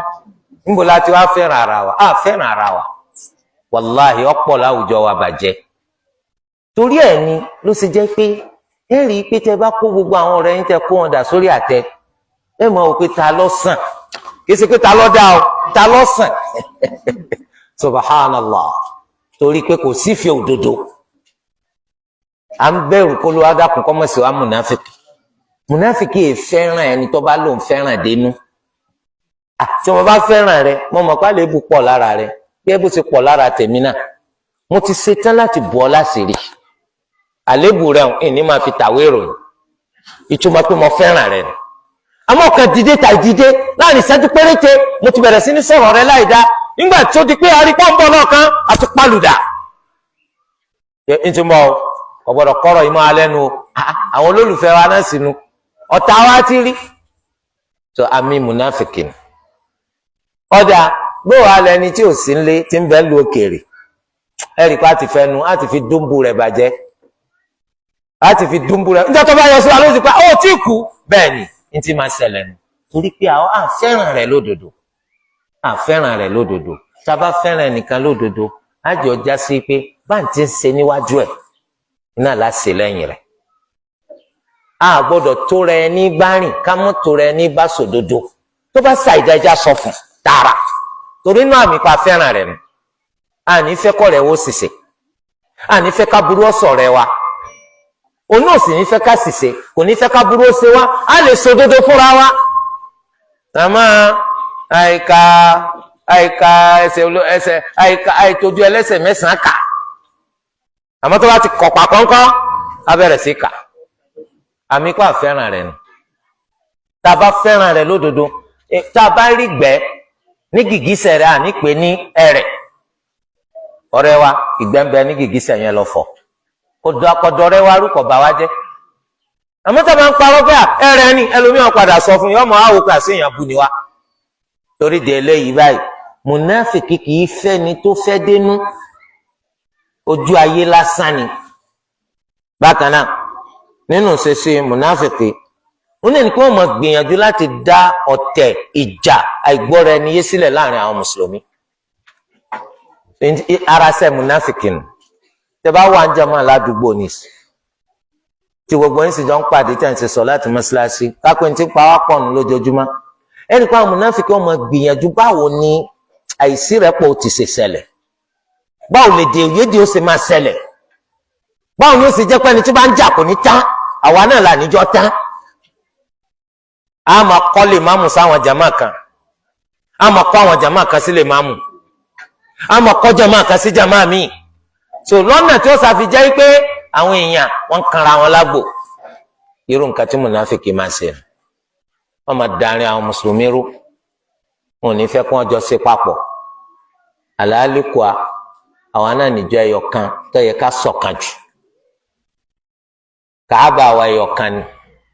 Al-Qur'ani wa ẹyọ kan ni Annabi wa Muhammad sallallahu alayhi wa sallam ọ̀kan ni kí wọ́n ló dé táwa pín yẹlẹyẹlẹ tá a máa bára wa jà ẹlòmíì ìjà tí ń bá mùsùlùmí ẹgbẹ́ rẹ̀ jà ó kọjá ìjà tí ń bá kèfèrí jà kí wọ́n ló túmọ̀ sí pọ́ ọmọ ìyá rẹ̀ nígbà tó ṣe pọ̀ fẹ́ rí mi rẹ̀ látàn tó bá ti ń sọ̀rọ̀ mùsùlùmí dáadáa létí rẹ̀ ìbànújẹ́ ni ẹ dákun ṣé mùsùlùmí náà nù tẹ́ bá rí tó tètè wọlé kò rí jà dálẹ̀ ni níjọ́ tí ó bá rí jà dálẹ̀ yóò pẹ́ kó tó wọlé àwọn èèyàn burúkú nù kó ló wá má jẹ́ kí wọn pọ̀ láwùjọ torí pé àwùjọ gan tá a bá rẹ́ pọ̀ kì í ṣe tí kálukú ń wá iná ni ó rí báwo wá ní tá à ń bá ń bára wa jà nínú wa mùnáfíkì nù wọn ò ní fẹ́ kí rẹ̀ pọ̀ wà láàrin àwọn mùsùlùmí bákan náà àwọn mùnáfíkì wọ́n máa ń kọ̀yìn sẹ́sìn wọ́n ìfẹ́ gbọ́rọ̀ nípa ẹ̀sìn gbogbo ẹ̀kọ́ tẹ́sìn kọ́ wa mùnáfíkì ìfẹ́ gbọ́ wọ́n sì máa gbìyànjú láti lé àwọn èèyàn jìnnà sí ẹ dákun kí lẹ lọ gbọ́ lónìí kí lẹ lọ gbọ́ mọ́ṣáláṣí ìdánilẹ́kọ̀ọ́ kí ni yóò máa sọ̀rọ̀ ìdánilẹ́kọ̀ọ́ yẹn lọ́nà tí ò dá tẹ́yìn ò ní fẹ́ débẹ̀ mọ́ lọ́rọ̀ ìdánilẹ́kọ̀ọ́ làwọn sọ níbi tílé ayé lédè lónìí ẹ̀ mọ́ ìtàn ta búrẹ́dì ni àwọn awitẹ́ ẹlẹ́ni lọ gbọ́ ìdánilẹ́kọ̀ọ́ ẹ̀ mọ́ tí wọ́n ti sọ lédà èrò náà sọ fún bàbá ńlẹ̀ wa níìsín ẹ dákun sí ìdánilẹ́kọ̀ọ́ wákàtí méjì wákàtí mẹ́ta wákàtí kan iná ni ó di ọ lọ́wọ́ àti rọ́nà tó fi sanwó lé òní ó di ọ lọ́nà ọ̀nà tó fi rí búrẹ́dì rà tó fi sìkejì ẹ̀wà fáwọn ọmọ rẹ̀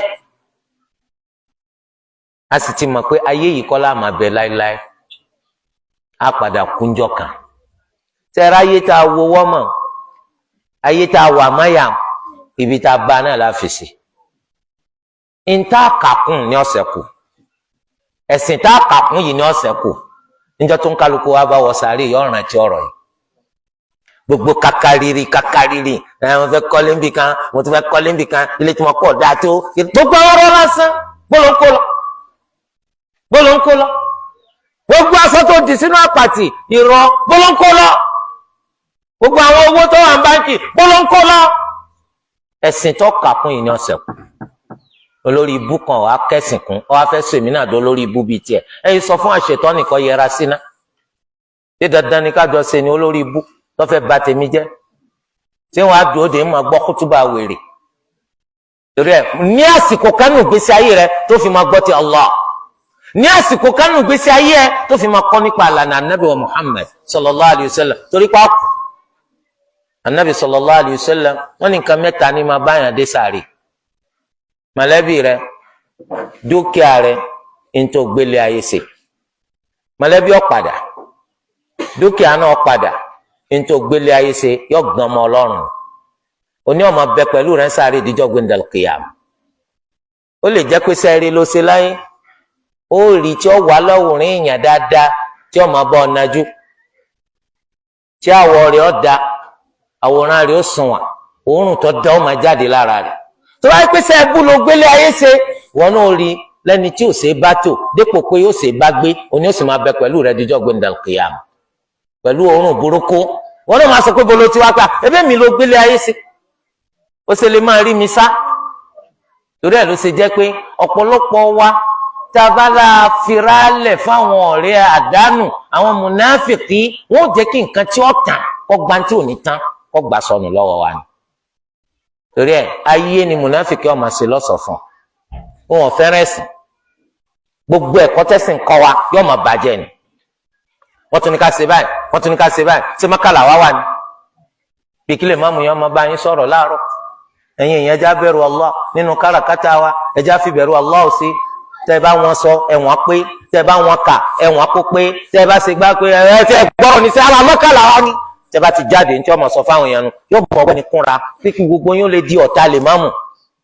ọ̀rọ̀ tí lè máàmù sọ fún yín kẹ́ má gbọ́ kẹ́ má tẹ̀lé tọ̀ torí délé àti Mẹ́kà but Nàìjíríà táwa náà wà àlìjáná la fẹ́ wọ̀ ẹni tó wà Mẹ́kà kí ló náà fẹ́ wọ̀ àlìjáná lọ fẹ́ wọ̀ torí di eléyìí múnáfìkì ò fẹ́ràn ẹ̀sìn kò sì fẹ́ràn ọ̀rọ̀ nípa ẹ̀kọ́ ẹ̀sìn yóò sì máa wù pé kó sọ àwọn èèyàn yòókù náà dìgbò náà ti ṣe wà torí ẹja kíyè sára yé ṣe gbogbo ẹni tó mú lọ́rẹ̀ hàn iná ló yẹ kó mú lọ́rẹ̀ hàn tí wọ́n bá ti lè lapa lára rẹ̀ kó yí padà sí dáadáa dákun pàtì mẹ́jọ bá tiẹ̀ jẹ́ torí pé tá a bá wọ sàárè ìtàn tọ́rọ̀ bá di bá mi mọ́ wa lọ a lè padà wá ṣàtúnṣe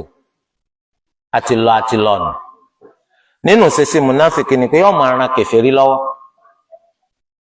yóò sì máa kí wọn lẹ́yìn lórí àwọn mùsùlùmí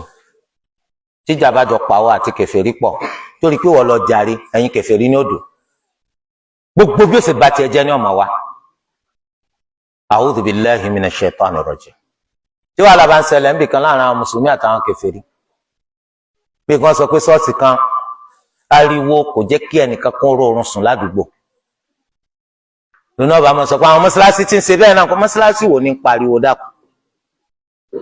torí pé àwọn ọmọ àyà tiẹ̀ làwọn kèfèrí gbogbo tí kèfèrí ó sì fi máa borí ní ọmọ wa bẹ́ẹ̀ àwọn mọ́sálásí náà máa ń pe sọ́láàtì ó kì í tá bá pe sọ́láàtì ìṣẹ́jú mélòó ni ó kì í ẹni tí ń kọrin Daniel tí ń kọrin Manuel fún wákàtí mẹ́ta ńkọ́ ariwo lálá tó yẹ pé ẹlòmíín ń sáré wọ́n fi kún ààrẹ rẹ̀ ẹlòmíì ẹsẹ̀ kan ayé ẹsẹ̀ kọ́ ọ̀run ni wọ́n rán lọ sọ́run ẹlòmíì ní ti ń jẹ́ ká gbọ́rọ̀ létí wa wọ́n bàjẹ́ ibi tí wọ́n ti wá fẹ́ sọ̀rọ̀ kan yanjú wọ́n fẹ́ dá aláṣejù lẹ́kùn pé kó dẹ́kun àṣejù rẹ̀ ìwọ lọ wá dóńdó pé àwọn mọ́ṣáláṣí náà wọ́n ìjà gbádùn ládùúgbò mọ́ṣáláṣí wo ni òjò gbádùn òun sáfẹ́ máa sọpọ́tì àwọn kèfèrí lórí àwọn mùsùlùmí náà ni a'udhu billah tó bá àwọn mùnáfìkì ṣe wà nù yóò máa yin àwọn kèfèrí yóò máa yin nǹkan táwọn kèfèrí ń ṣe yóò máa sọ pé àwọn kèfèrí ló dáa jù kò sí wàhálà lọ darapọ̀ mọ́ wọn ṣé islam ló nídìí rẹ ni àbí wọ́n ló nídìí islam dákun lọ darapọ̀ mọ́ nígbà tó tí ì darapọ̀ mọ́ gan awọ àrí ọmọsíláṣí ọ̀daràn torí di eléyìí kọ sọ́ra o àmọ́ márùn mùsùlùmí náà lọ lórí àbòsí o unsur akhaka zaliman aw mazluma bẹ́ẹ̀ là nàbì sọ ràn ọmọ ìyá rẹ lọ́wọ́ nínú kọjọpọ ní sábòsí àbí kọjọpọ wọn sábòsí sí tó bá kò ní sábòsí báwo la ṣe ràn lọ Ànábì ní ẹka lọ́wọ́ dè ẹnìjọ rábòsí sí tó bá sì jẹ́ pé wọ́n ṣàbòsí sí ẹ ràn lọ́wọ́ kẹ́ fi gbé àbòsí yẹn kù. Islam ọgbà kọkàn ara yẹn lọ lórí ìbàjẹ́ torí pọ́ bàjẹ́ mùsùlùmí. Ẹni tó sì jẹ́ kèfèrí yẹn tó bá jẹ́ pé òun ní sí àìdá gbogbo wa lájọba wí, tó bá sì jẹ́ pé òun ló wà lórí òdodo á fún lódodo ní. Islam ọgbà ká ṣàbòsí nítorí pọ́ bàjẹ́ kèfèrí. Àmọ́ mùnáfíkí tiẹ̀ kò ní jọ kò ní wò, gbogbo gbà ẹ̀yin kèfèrí náà ni ó máa wà. Bákan náà nínú wa mùnáfíkí òun náà ni inú wọn máa dùn púpọ̀ tí wọ́n bá ti rí pé àwọn kèfèrí borí. Ìdùnnú ńlá ni fún wa tí wọ́n bá ti sọ pé mùsùlùmí wọ́n borí rẹ̀, ta ló sì borí rẹ̀? Kèfèrí ló borí ẹ̀. Ìdùnnú ńlá ni fún mùnáfíkí àti bẹ́ẹ̀ lẹ́tì máa dààmú pé mùnáfíkí lélẹ́yìí. Bákan náà nínú ṣíṣe àwọn mùnáfíkí ó ní pé wọ́n máa bú àwọn olùmẹ̀sìn Islam, wọ́n máa bú wọn, wọ́n máa bẹnu àtẹ́lù wọn, wọ́n máa bà wọ́n jẹ́, wọ́n máa tàbùkù wọn. Bákan náà gbogbo ẹni tó bá ti rí pé ó ní ìmánì tó sì dúró déédéé lórí ìmánì wọ́n máa tàbùkù wọn ni. Àwọn lẹ́ẹ̀mọ̀ gbọ́ tí wọ́n máa pé àwọn alákatakítí ẹ̀sìn, mùnáfíkí lẹ́ẹ̀mọ̀ gbọ́ tí wọ́n máa sọ̀rọ̀ àwọn èdè burúkú. Èwo ní katakítí? ọmọ ń tẹ̀lẹ́sìn, àwọn ọmọ tó jẹ́ pé lóòótọ́ ẹ̀yin lẹ bí wọn lórí Islam, òun alágbọ̀ọ́yé ẹ̀sìn Islam jù yín lọ. Kí ló burú ń bẹ̀ jàmá? Kò sí tó burú ń bẹ̀. Síbẹ̀ yìí náà lẹ bí ma tó yẹ pé gbogbo owó tẹ̀yìn ní ó ti di chẹ́ńjì lẹ́gbẹ̀ẹ́ owó ọmọ yín. Èyí ò ṣe já burú. Gbogbo owó tí bàbá ní láyé kọ̀wọ́ 3 million, ọmọ rẹ̀ sì ti ní 300 million. Ṣé rí bàbá kankan máa ṣépè fọmọ lórí eléyìí? Inú wọn máa dùn ní ike masha Allah la quwwata illa billah, ẹ máa kí mi kú oríire, ọmọ mi ló dì báyìí. Àmọ́ tó máa yín bá wá gbẹ̀sìn yé jù yín lọ, ìṣe máa jẹ́sẹ̀ náà rí. Ẹ wá sọ pé àì máa ìyá ọ̀sọ́ ju ẹ̀sọ́ lọ nítorí pé ẹ̀yin lẹ́bi kò lè mọ ẹ̀sìn jù yín lọ, àbó ti mọ̀ jù yín lọ. Ọmọ mẹ̀sìn jù yín lọ, ẹ wá sọ pé ọmọ ṣẹ̀, bó ló ṣe ṣẹ̀? Tí bàbá bá jẹ́ mùnáfíkí àbí ìyá lẹ́gbọ̀ọ́ tí wọ́n máa pọ̀ ọmọ ní ó ti gba wèrè mẹ́sìn. Nínú wa mùnáfíkí nù, ọgbà wèrè mẹ́sìn bá wò tí wọ́n máa ṣẹ̀sìn ṣe wèrè ni. Wọ́n lè kọ́ àwọn alákatakítí ẹ̀sìn, bó ló ṣe jẹ́ alákatakítí nídìí ẹ̀sìn. Ṣé mo pẹ́rú àwọn èdè wọn yìí máa ń kó ìkórìíra irú nǹkan bẹ́ẹ̀ síyàn lẹ́mìí? Torí wọn náà ò ní fẹ́ kí wọ́n sọ pé ọgbà wèrè má ẹ̀sìn, wọn ò ní fẹ́ ṣẹ̀sìn. Ò ní fẹ́ kí wọ́n pè ọ́ lálákatakítí, wọn náà ò ní fẹ́ ṣẹ̀sìn. So èdè yìí ṣẹ̀tánì ló máa ń fi sáhàn àwọn èèyàn. Gẹ́gẹ́ bí wọ́n ṣe pa Ànábì wa Muhammad sallallahu alayhi wa sallam pé wèrè ni, wọ́n ní alágbègbà ni, wọ́n ló pìdán ni, wọ́n ní akéwì ni. So gbogbo nǹkan yún yóò máa kókòrí rẹ̀ ẹ̀sìn sáwọn èèyàn lọ́kàn. Súnà àwọn Abu Jahal, súnà àwọn Abu Lahab nu iná lẹ́rìí táwọn èèyàn ń tẹ̀lé, àwọn ẹni tí sì máa ń tẹ̀lé jù láwọn mùnáfìkì. Ẹ má bà ọmọ jẹ́ nítorí pé ń ṣẹ̀sìn, ẹ má sọ lórúkọ kórúkọ nítorí pé ń ṣẹ̀sìn, ẹ má fi oríkì kóríkì, ẹ má fi ròyìn rẹ̀ nítorí pé ń ṣẹ̀sìn. Inú wa mùnáfìkì nù. Nínú wa mùnáfìkì òun náà ní ká máa pàwọ̀dà bí ọ̀gá. Tó bá ti dọ́dọ̀ àwọn eléyìí yóò para wọn lò, tó bá tún dọ́dọ̀ àwọn tàn yóò tún para wọn lò, torí pé ó fẹ́ tàtàrà ìkíní kejì wọn ṣàǹfààní. tó mùnáfíkì ló máa ń ṣe báwọn tọ́ba jẹ́kù kọ́ jẹ́kù tọ́ba sì jẹ́yẹ kọ́ jẹ́yẹ. àmọ́ kọ́ ọmọ pé eku ni ọ́ lákòókò kan náà ẹyẹ ni ọ́ kò lè ṣeéṣe. ẹni tó bá mọ̀ ikú fẹ́ jẹ́ ẹlẹ́sìn lódodo kó dúró tẹ̀sìn òdodo, ẹni tó bá jẹ́ pé ẹ̀sìn ló fẹ́ ṣe kó dúró tẹ̀sìn lódodo, kó má tanra rẹ̀ jẹ. àtẹ̀sìn kíkọ wọn ó jọra wọn àmọ́ yíyán wọn ó yàtọ̀ síra wọn. ẹni tó bá ṣẹ̀sìn kó dúró déédéé, ẹlẹ́sìn kó náà dúró láyé àwọn ẹlẹ́sìn.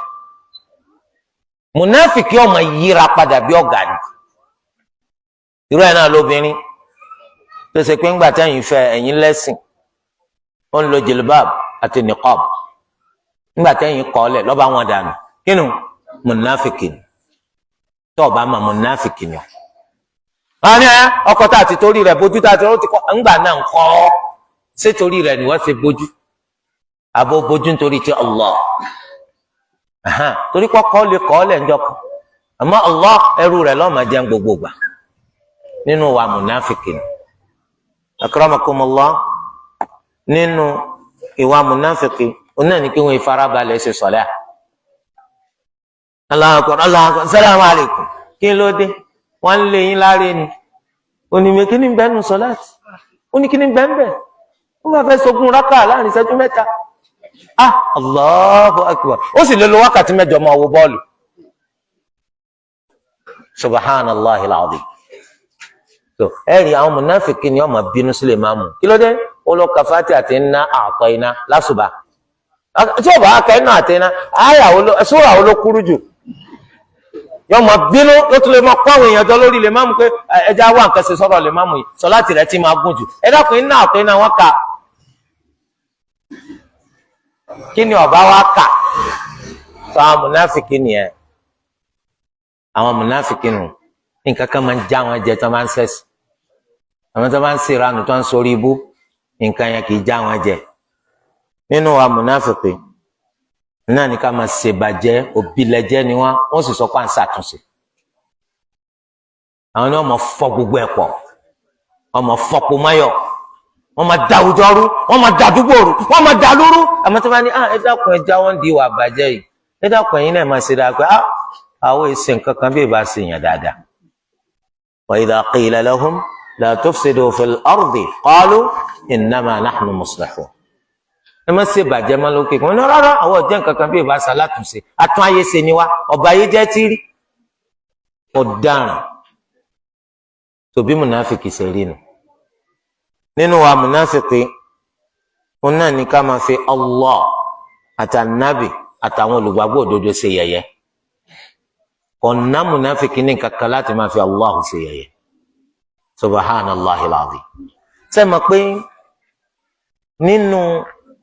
wípé munafiki kèfèrí ni tẹ́ bá sọ pé kó fi Ògún ṣe yẹ̀yẹ́ kò ní fi ṣe tẹ́ bá ní kó fi Ṣàngó ṣe yẹ̀yẹ́ kò ní fi ṣe tẹ́ bá ní kó fèsù ṣe yẹ̀yẹ́ kò ní fi ṣe torí pé ìgbàgbọ́ tiẹ̀ ní pé gbogbo àwọn òòṣà wọn yẹn wọ́n lè bà tó ń jẹ́ wọ́n lè pé kó wọn parẹ́ kó wọn pòórá lẹ́sẹ̀kẹsẹ̀ àmọ́ Allah pé sáárì ni ọ̀dà ń bọ̀ lọ́wọ́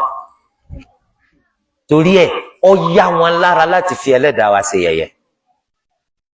wàláhì múnáfíkì ṣèyàn gidi èèyàn rádaràdà ni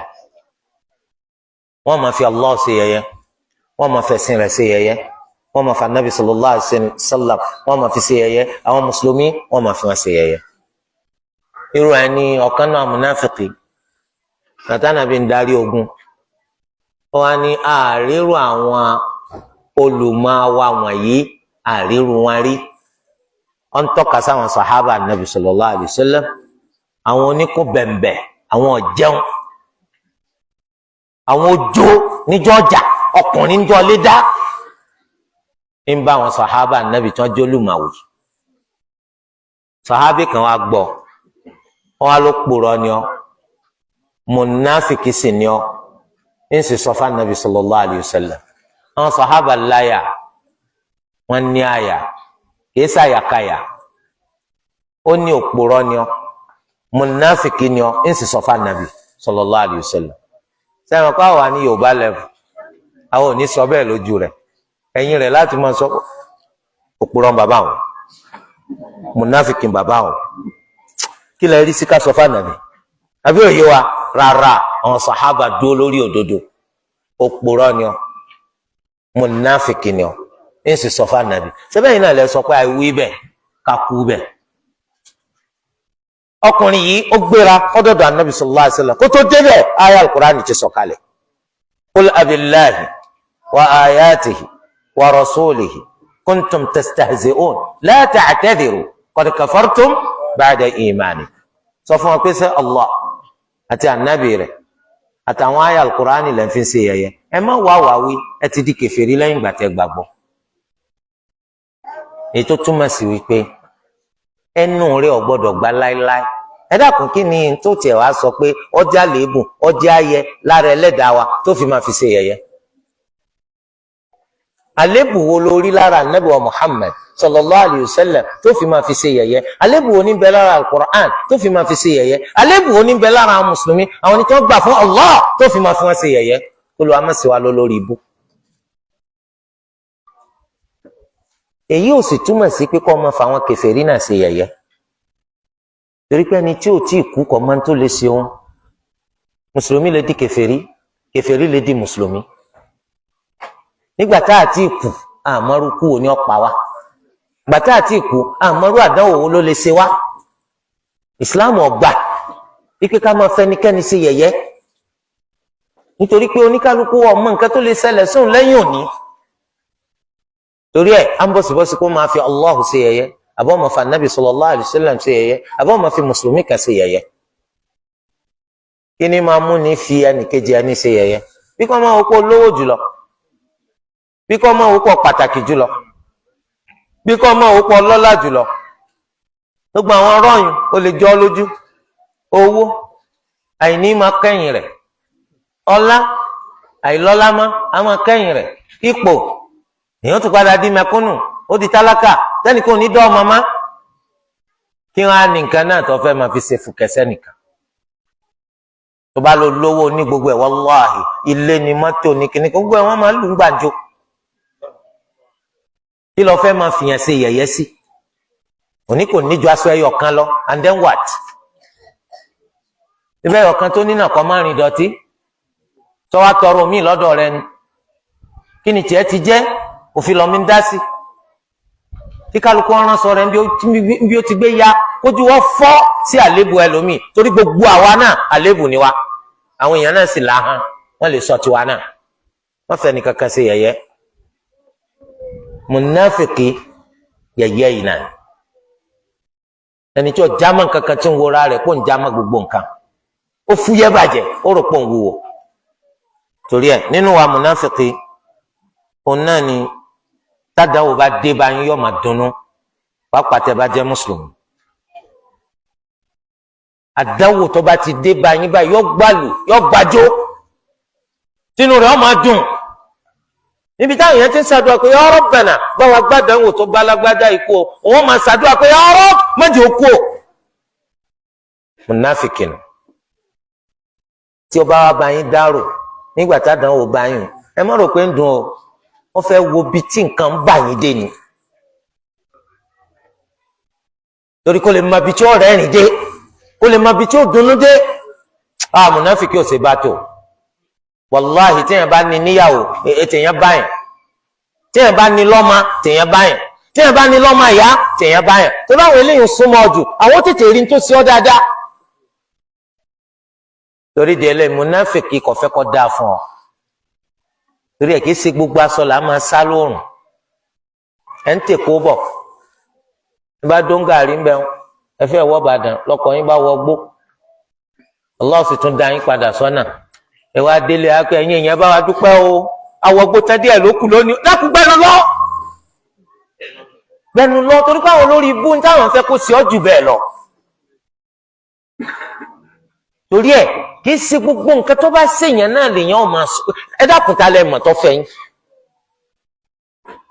torí pé àwọn kan wà tó yẹ pé láti ìjọ tẹ́ ti wà láyé ẹ ń gbọ́ pé nǹkan ń ṣe lágbájá nǹkan ń ṣe tàmẹ̀dùn nǹkan ń ṣe dọ́là wọn ò gbọ́ pé nǹkan ṣẹ̀yìn ń wù wọn ká pé ayé yín ọ rárá rúrú ọ bàjẹ́ ó tún wá jẹ́ pé wọn náà ní rédíò Nàìjíríà tí wọ́n gbọ́ lẹ́nu rẹ pé mọ́tò rẹ wọgbó láti ẹ̀wá pé ńgbà mọ́tò wọgbó náà ó fi mú kó àwọn koríko ẹ wá wọlé ẹ wá wọ àdúgbò wá pé koríko ti já atẹ́gùn lọ́fẹ́ koríko wá sẹ́nu kínní ọ́sà sọ̀rọ̀ kó tó máa ń tọ́ ṣẹlẹ̀ torí di eléyìí báyìí mùnáfíkì ọ̀fẹ́ kọ́ dáa fún ọ kò sì fẹ́ kí dáadọ́ ṣẹlẹ̀ sí ọ ìwọ wá sọ ẹnu ẹ má jẹ́ pé ìwọ ló fi díẹ̀ má jẹ́ pé ìwọ ló máa dunnú má jẹ́ ọmọ wípé nǹkan kan sí ọ àwọn ìyàwó tí a wá ní àtàwọn ọmọ ẹ̀yin náà gbọ́dọ̀ sọ ẹnu yín nígbà Allah lọ́mọ yọkọ wá ń jẹta kí ló kọ̀ ṣé ìwọ tá a tún wò pé o súnmọ́ wájú wọn náà lọ́yẹ kọ́ ọmọ ṣiṣẹ́ rédíò Ìbàdàn kò tún máa kéde fún gbogbo àwọn èèyàn bẹ́ẹ̀ tí ṣiṣẹ́ lé akéde bí ẹnu ẹ lọ sẹ́nu ẹ dédé síbí kìí ṣe gbogbo aṣọ là á sá lóòrùn mùnáfíkì ọ̀fẹ́ kọ́ dáa fún ọ kò sì bẹ́ Allah kábúrú ọmọ màá ṣe ọ táburú bá ṣe ọ inú rẹ̀ ó dùn tó bá rí i pé aburú kò ìbànújẹ́ ni fún ẹ rí i pé nínú ròyìn àwọn mùmíní ni pé ya'muruna bil ma'rufi wa yanhawna 'anil munkar, wọ́n máa ń fòrò ká ṣe dáadáa wọ́n sì máa ń kọ̀ bàjẹ́. Mùnáfìkì ńkọ́ àtòdìjẹ́ ni. Ya'muruna bil munkar wa yanhawna 'anil ma'ruf, ìbàjẹ́ ni mùnáfìkì máa pé ká ṣe, wọ́n máa fòrò wa ká ṣe bàjẹ́ wọ́n sì máa kọ̀ fún wa láti ṣe dáadáa. rẹ máa kíyèsí ó lè pera rẹ̀ láàfáà náà lẹ́kọ̀ọ́ gbogbo aburú náà máa pé ká ṣe pé kí ló burú lọ yẹ̀wò mọ̀nà kí ló ń lọ yẹ̀wò. bàtà òṣèdédé ẹsẹ̀ rẹ lọ fẹ́ yẹ̀wò, ọlọ́mọ rẹ tó fẹ́ lọ́kọ ẹ lọ yẹ̀wò, yẹ kí ni wò lálọ́bọ̀ yẹ tiẹ̀ wò, ebi wà tìyàwó rẹ ń jà ǹjọ́júmọ́, ìjà tẹ jà kẹ́yìn ebi mú rẹ nìyàwó ti gé ọjẹ tí ò ṣe gbé pamọ́, lálọ́bà yín yẹ̀wò. òun wá sọ pé kẹ lọ́mọ yẹ̀wò torí pé sẹ́ẹ̀tì ẹ̀ ti ń sẹ́nu yọ́ máa fòrò yín láti ṣèbàjẹ́, yóò máa kọ́ àti ṣe dáadáa fún yín pé ẹ máa parọ́ lẹ́ẹ̀kan láàrin ẹ máa parọ́ àlèmọ́ sòdodo gbogbo wà kọ́dá fún wa ẹ gbọ́rọ̀. òdodo lẹ̀sìn sì ní ká máa sọ. àwọn mùnáfìkì nítorí wá ní kẹ́ ẹ ṣe òun ní kẹ́ ẹ má ṣe, nítorí ní kẹ́ ẹ pàtì òun sọ pé òun ní kẹ́ ẹ má ṣe. bákan náà mùnáfìkì wọ́n máa fi mú fúnlẹ̀ fáwọn ọ̀tá, yóò máa fi mú fínlẹ̀ ṣiṣẹ́ fáwọn ọ̀tá, oní ọmọ gbé ìròyìn yín lọ fáwọn ọ̀tá yín, torí rẹ̀ ṣọ́ra ẹ má ṣọ́ra lẹ̀ fún gbogbo èèyàn. òun fẹ́ máa fi mú fínlẹ̀ kó máa máa sírí yín kó máa ta fáwọn ọ̀tá yín nínú iṣẹ́ mùnáfìkì nù. nínú iṣẹ́ mùnáfìkì ni ká máa gbé rọ́ká gbogbo ní tí ó ṣẹlẹ̀ ká lọ ṣẹlẹ̀, ní tó ṣẹlẹ̀ tí ó jù bíntín lọ ká sọ di ẹrẹbẹntẹ. nínú wa mùnáfìkì nù. nínú wa mùnáfìkì òun náà ní kó lójú méjì ni wọn, olójú méjì ni wọn. má sọ̀rọ̀ alẹ̀ fún mùnáfìkì. ojú tó gbé wá bọ ọ̀tọ̀lẹ́ tí ó gbé lọ bá wọn mi, ọfẹ matiẹ kó gbé lọ fáwọn mi gẹ́gẹ́ bó ṣe gbé táwọn kan wá fún ọ. torí ẹ̀ wọ́n lẹ́ni tó bá ti fàyè lẹ̀ kẹ́nìkan gbọ́rọ̀ wá fún ọ dájú pé wọ́n gbé tiẹ̀ náà lọ fẹ́ lómi. má fàyè lẹ̀. bákan náà nínú wa mùnáfìkì òun náà ní ká máa ṣe kárí mi. bí mùnáfìkì bá ń ṣẹ̀sìn kò sí nítorí ti Allah, torí káwọn èèyàn lè bá yín ni, kò sí nítorí ti Allah. nínú wa mùnáfìkì ní gbéraga. mùnáfìkì máa ń jọrọ ẹ̀ lójú, wọ́n máa ń wò pé onìkan lè yàn, onìkan ló ń hurun lórí, gbogbo àwọn aráyé yòókù apárí ni wọ́n. bí mùnáfìkì ṣe máa ń wò ní. mùnáfìkì oníjàmbá ni, ó ṣetán láti gbéyàn dà, torí ẹ̀ oríkì rẹ̀ ni oníjàmbá. nínú ṣíṣe mùnáfìkì nù. nínú wa mùnáfìkì lahun. mùnáfìkì wọ́n máa ń yahun. nínú wa mùnáfìkì ni wọ́n máa ń tẹ̀lé fẹ́nu. mùnáfìkì tẹ̀lé òdodo bí ìfẹ́nu. mùnáfìkì sì máa ń fẹ́ kí wọ́n yìn òun lórí nǹkan tí ò ṣe. nǹkan tí ò ṣe kò sí o, àmọ́ yóò fẹ́ kẹ́ máa yìn òun pò ń ṣe. tó eléyìí jẹ́ díẹ̀ nínú àwọn mùnáfìkì. akramakumullah, a lè sọ fẹ́nìkan pé mùnáfìkì ni ọ́ tí ìbá sẹ́ni tó lùwà tú àṣírí rẹ̀. ó tú àṣírí rẹ̀ fún anabi wa Muhammad sallallahu alayhi wa sallam. anabi wa sallallahu alayhi wa sallam náà wàá tú àṣírí rẹ̀ fáwọn sàhábà. àwọn tí anabi sì tú àṣírí wọn báwọn látàrí pé Olúwa tú àṣírí wọn wọ́n ti kú. ẹ̀rí pé Olúwa sọ odidi súra kan kalẹ̀ nínú al-Qur'an, suratul munafiqun. Olúwa fi sọ̀rọ̀ àwọn mùnáfìkì ń bẹ. bẹ́ẹ̀ ni tó bá lọ sí suratut Tawbah, Olúwa tú àṣírí wọn nù rẹ̀ débi pé díẹ̀ ló kù kọjá kọ wọn. ṣùgbọ́n lónìí ẹ lè sọ fẹ́nìkan pé mùnáfìkì ni ọ́ àfi kó jẹ́ pé òun fúnra ara rẹ̀ ló tú àṣírí ara rẹ̀. ó tú àṣírí ara rẹ̀ pé mùnáfìkì lòun, òun kàn ń ṣèṣe pé òun wà pẹ̀lú yín, òun ò sí pẹ̀lú yín.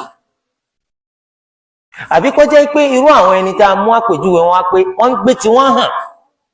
mùsùlùmí la mọ̀ sí ó tún lólóró lòun, mùsùlùmí la mọ̀ sí ọlábọ́yadé lòun, mùsùlùmí la mọ̀ sí ó ní wọ́n ti pè alágẹmọ lòun sìn. irú eléyìí wọ́n á sọ pé mùnáfìkì nítorí pé kò pamá. èwo nínú mùnáfìkì ni ọmọ abẹnú ná tí ọmọ abẹnú sàlẹ̀sàlẹ̀ ọgbọ́n rẹ̀ kí ló dé? wọ́n ní torí pé àwọn Abu Lahab, Abu Jahal, gbogbo àwọn kèfèrí ayé bí àwọn Fíráúnà, àwọn Hámánà, àwọn Kọ́rúnà, torí pé kèfèrí làwọn sí, wọ́n sá ìgbàgbọ́ sí Allah. ṣùgbọ́n àwọn mùnáfìkì iná làwọn wọ̀, wọn sọ pé àwọn wọ ìsàlẹ̀sàlẹ̀ ọ̀gbun náà àmọ́ àwọn mùnáfìkì kèfèrí ni wọ́n tún wá tàn àwọn mùsùlùmí jẹ pé mùsùlùmí làwọn ìdí táwọn fi máa bẹ nínú sàlẹ̀sàlẹ̀ ọ̀gbun náà nù ẹ̀ṣẹ̀ tí wọ́n ju tàwọn Abu Lahab lọ ó ju tàwọn Fìràhùnà lọ ó ju ti Nàmúrúdù lọ nítorí pé wọ́n ń pera wọn ní mùsùlùmí nígbà tí wọ́n tún jẹ́ kèfèrí àmọ́rù mùnáfìkì tó jẹ́ pé inú wà lọ́wà bí ẹni tí máa parọ́ bí ẹni tí máa yí àdéhùn bí ẹni tí èpè májẹ̀mú bí ẹni tí máa sepò kí inú jà àwọn àwáyún kọ́ ní ọ̀sọ́dẹni tó wà nínú sàlẹ̀sàlẹ̀ ọ̀gbun náà níta sọ ni pé ọ̀sẹ̀ ẹ̀ṣẹ̀ ńlá eléyìí tó ṣe pé olúwa lè fi ya ná jẹ àmọ́ kò ní máa bẹnu ná láéláé nítorí pé ìwà mùnáfìkì tí ò bá ti wọnú gbàgbọ́ ọ ń bẹnu kabā'iru dhunūb àwọn ẹ̀ṣẹ̀ ńláńlá tó bá gbé ẹni tó ṣẹ̀ tó gbé wọn ná ìgbàgbọ́ àwọn ahlu sunnati wal jamā'ah ó ní pé kò ní máa bẹnu ná láéláé tó bá wu Allah yọ padà yọkù nuna lọ́jọ́ kan àti yọ pẹ́ nuna àti kò ní pẹ́ nuna àti yọ wọnú ọgbun ná àti pé ìtòsí iná ni ọ wà Olúwa dákun mọ́jọ kan tọ́ sí wa ìwà tí mo wá sọ wọn dọmọ ná Olúwa dákun mọ́ fi ṣàdánwò fún wa Olúwa Ẹlẹ́dàá dákun tún wá ṣe ní kọ̀kọ̀ àti ní gbangba Olúwa ṣe wá ní mùsùlùmí gidi Olúwa gbá àwọn àwa burúkú kúrò lọ́wọ́ wa fáwọn àwa rere fi rọ́pò wọn fún wa Olúwa jẹ́ ó dáa fún wa láyé kó dáa fún wa lálùkìyámà Olúwa Ẹlẹ́dàá foríjìn wa ká tó kú foríjìn wa lẹ́yìn ikú wa ṣàánú wa níjọ́ gbẹ̀ndàlùkìyámà Olúwa kó bá foríjìn àwọn òkú mùsùlùmí àwọn ẹni tí wọ́n kú lórí pé wọ́n gbà fún Allah wọ́n jọ́sìn fún láyé wọ́n sì tẹ̀lé ta Ànábì wa Muhammad sallallahu alayhi wa sallam Olúwa bá kẹ́ wọn bá gẹ̀ wọn gbogbo gbàtà àná bá ń bẹ láyé Olúwa kó jẹ́ ká máa bẹ lórí al-Islam gbogbo gbàtà Olúwa bá gbẹ̀mí wa kó gbẹ̀mí wa lórí al-Iman subhanaka Allahumma wa bihamdik ashhadu an la ilaha illa ant astaghfiruka wa atubu ilayk.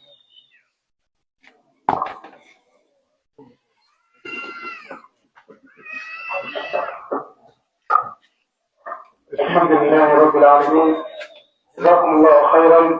أحسن الله إليكم وبارك الله فيكم وكثر الله من أمثالكم أما أنا درسي وعليكم ولكم